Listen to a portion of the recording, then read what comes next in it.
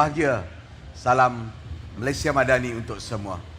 Terima kasih pengerusi majlis, Yang Berhormat Tuan Rafizi Ramli selaku Menteri Awal Ekonomi, Datuk Seri Aminuddin Harun, Menteri Besar Negeri Sembilan, tetamu-tetamu kehormat, ahli-ahli Esko Kerajaan Negeri, Barisan Kepimpinan Kerajaan Persekutuan dan Kerajaan Negeri, tetamu-tetamu kehormat, tuan-tuan dan puan-puan yang saya kasih sekalian.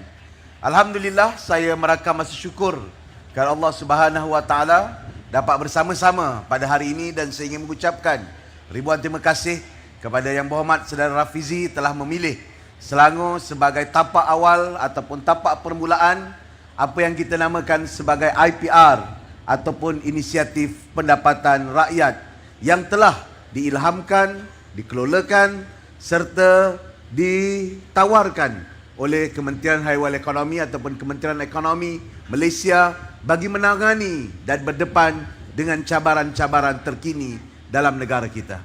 Tuan-tuan dan puan-puan, beberapa hari yang lepas kita telah mendengar cabaran serta tawaran Belanjawan Malaysia tahun 2023 yang telah dibentangkan oleh Datuk Seri Anwar Ibrahim. Dan sudah pasti di awal pembentangan belanjawan tersebut, beliau telah menggariskan beberapa cabaran-cabaran besar yang harus dihadapi oleh negara kita, yang harus didepani oleh semua rakyat dan juga warga yang ada dalam negara kita.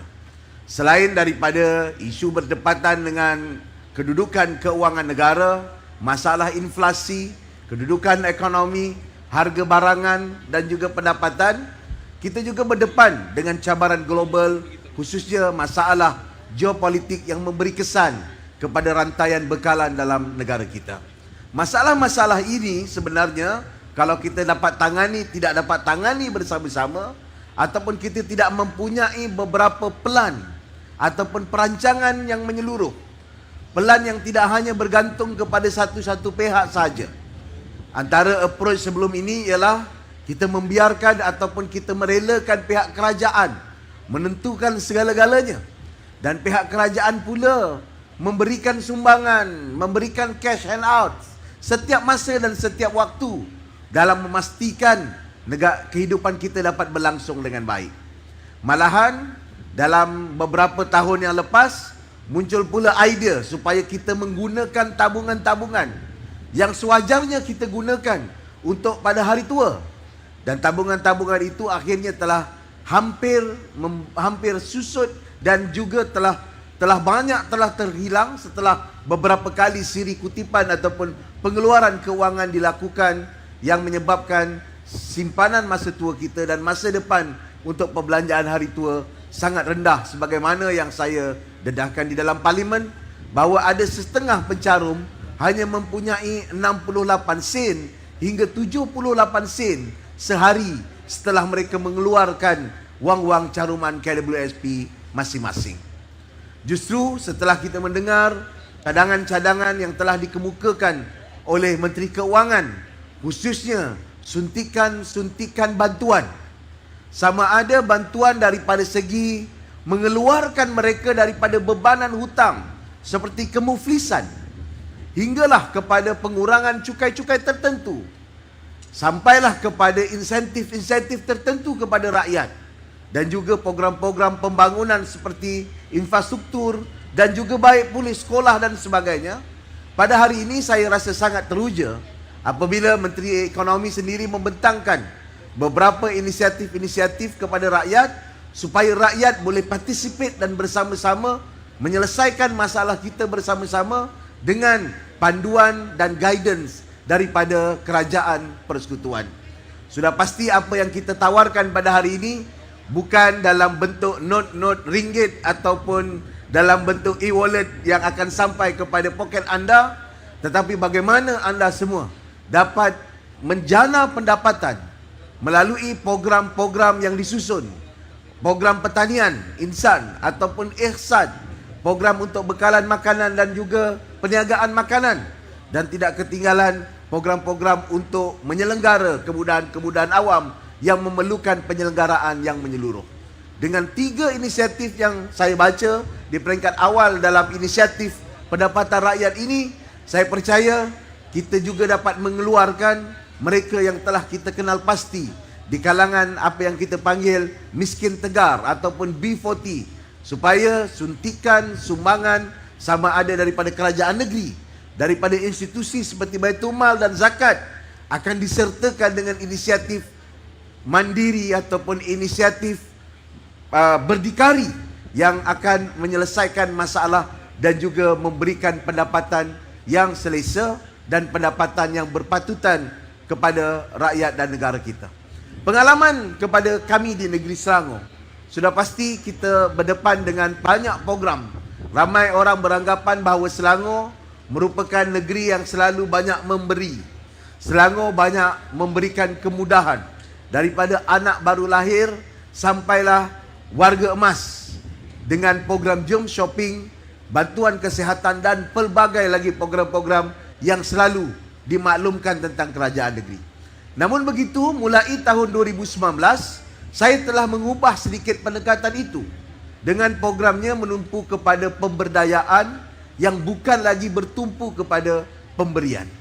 Kerana kita faham sustainability ataupun kelestarian adalah cabaran utama kita. Dan saya juga tidak mahu melahirkan rakyat yang bergantung sepenuhnya dengan kerajaan yang akan menghilangkan getaran competitiveness ataupun keboleh daya saingan di kalangan warga dan rakyatnya. Sebab itu, di samping program-program sumbangan kita yang kita teruskan daripada masa ke semasa, program-program bantuan keuangan ataupun program pinjaman keuangan, microkredit sebagai contoh, yang telah kita keluarkan lebih kurang 250 juta, telah memberikan pinjaman kepada lebih 50,000 rakyat. Dan 50,000 rakyat ini, nilai pinjaman itu bernilai lebih 560 juta selama ini. Dan perniagaan-perniagaan kecil itu berlangsung dengan baik. Malahan dalam 1 tahun ke belakang, kita turut menumpu air pendapatan ataupun air tani sebagai contoh, dan air musim perayaan dan sebagai contoh, untuk memberi ruang kepada rakyat menggunakan dana-dana ini untuk mereka berniaga dan mereka membayar balik pinjaman-pinjaman yang telah kita keluarkan.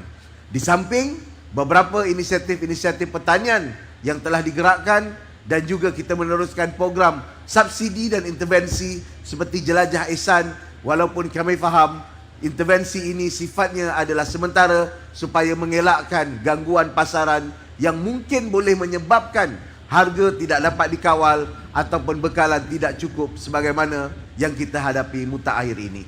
Justru bagi pihak kerajaan negeri, saya ingin sangat menyambut baik usaha ini, dan saya pasti Selangor adalah antara negeri yang mempunyai potensi ini. Kalau tidak kerana pertanian, walaupun saiz kita kecil, tapi bersama-sama kita ada projek-projek pertanian yang berjaya dalam skala yang kecil dan berkesan. Dan juga kita mempunyai pelbagai infrastruktur seperti LRT, stesen bas ataupun kemudahan-kemudahan lain yang digunakan.